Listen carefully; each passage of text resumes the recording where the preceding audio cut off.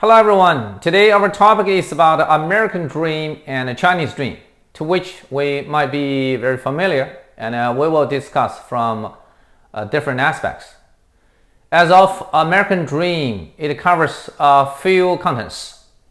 From early British pilgrims took Mayflower to America for freedom of worship, until American independence and its line for China's power and prosperity. Defined narrowly, American dream is for joy of life, and broadly speaking, American dream is for democracy and freedom and equality. In the beginning of China's reform and open door policy, the United States was a fascinating place. And until today, even the American dream faded somewhat, and is still something attractive in China. Yet the Chinese dream is a heritage for ideal society and a good life from early days to the present. In ancient China, the Chinese wise man expected this harmonious society where the people could make their living, serve first rather than being served.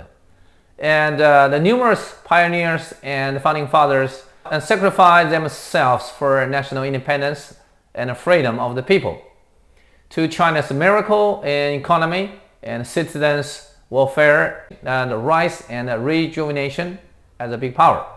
In November 1620, the first British pilgrims arrived at Plymouth, Massachusetts, after 66 days on the stormy sea, and they reached the Mayflower Compact, confirming that their trust in God, and by the way of a contract to make law, regulations, and a self-ruled government, which was the first political contract in American history.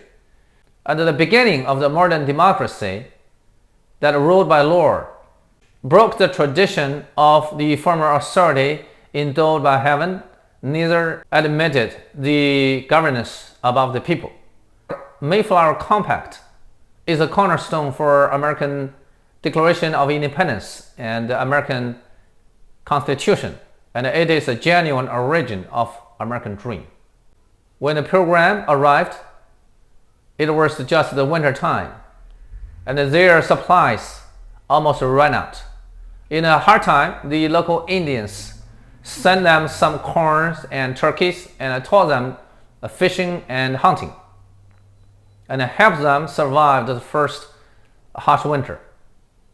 The next year, it witnessed a great harvest, and being grateful to the Indians' kindness and help, the new immigrants invited them for a 3-day celebration together, and which came to be the origin of the Thanksgiving holiday.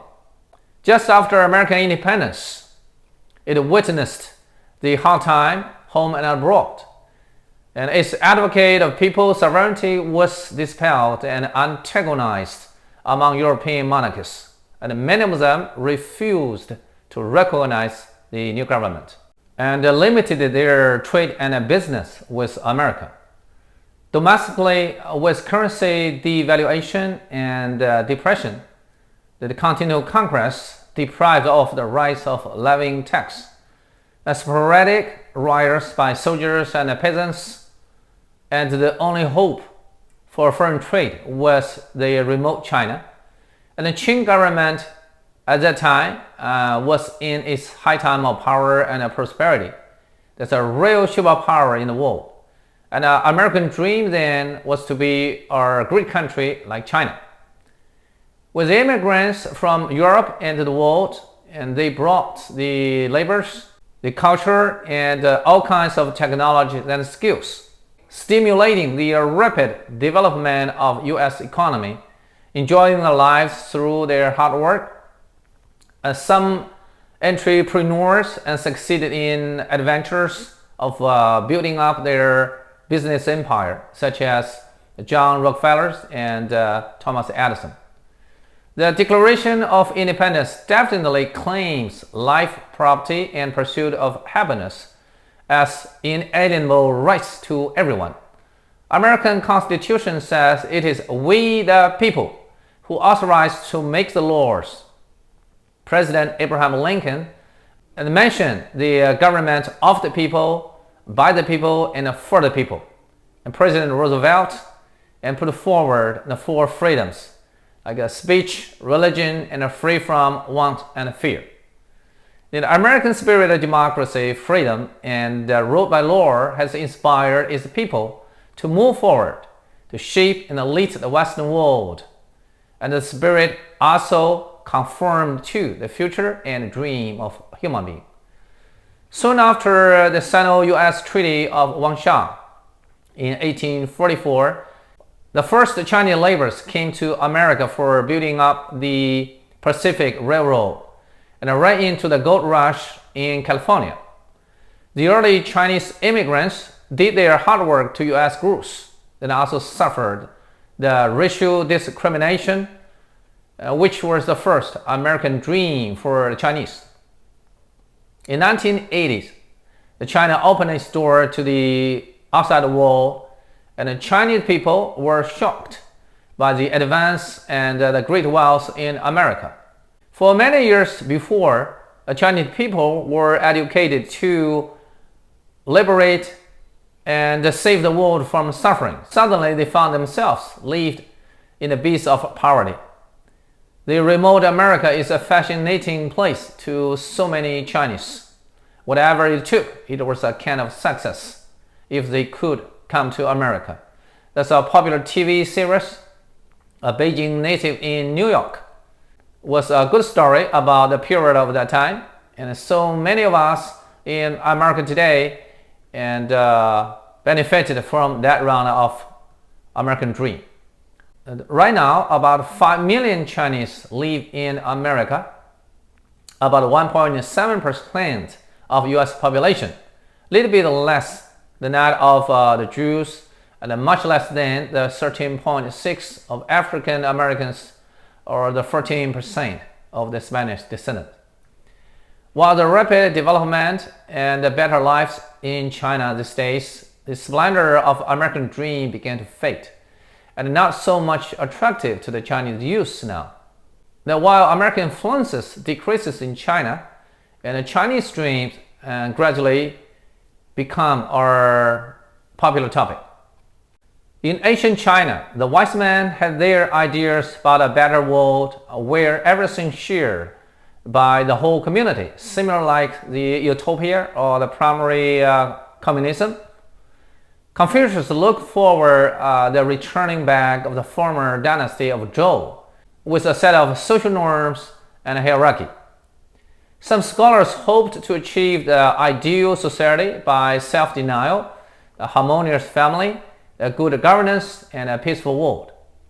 China witnessed 21 dynasties from the first emperor's reunification to the end of Qing Empire, and the Chinese dream of the people have been about their daily accommodation, while the ruler, in luxury and indifference to the poor and the working class, still struggled for their survival. One of the biggest Chinese dreams was having a good emperor or a good ruler for the sake of justice and the living of the people. Even so, for time and time again, and their dream had been broken. Japan invaded and enslaved China, and the brave Chinese people persisted in their fighting back against the aggression until the final triumph.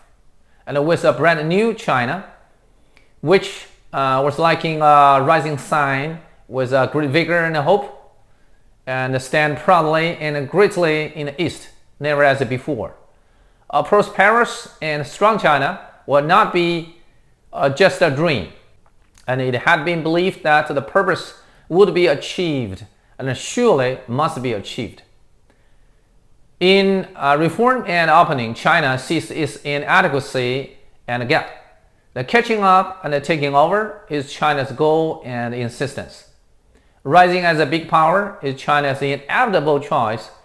A national rejuvenation reveals China's manifest destiny.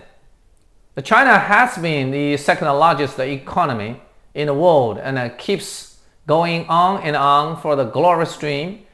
even suffered greatly from the global COVID-19. 50 years ago, US President Richard Nixon visited China and said, American people is a great people, Chinese people is great people. If they work together, everything is nothing. If they stand against each other, nothing great will be achieved. What Nixon said is still true today. China and America are two great countries with great dreams. Even their dreams might differ from each other, but they don't have to be the issues and hurdles for their mutual respect, the fair competition, reciprocal benefits, and a common bright future. Hope dreams for America and China are not just dreams only. And both the statesmen with great vision and insight in the two countries should be aware of this perspective. Now, here above is today's topic, and I really appreciate your watching and see you next time.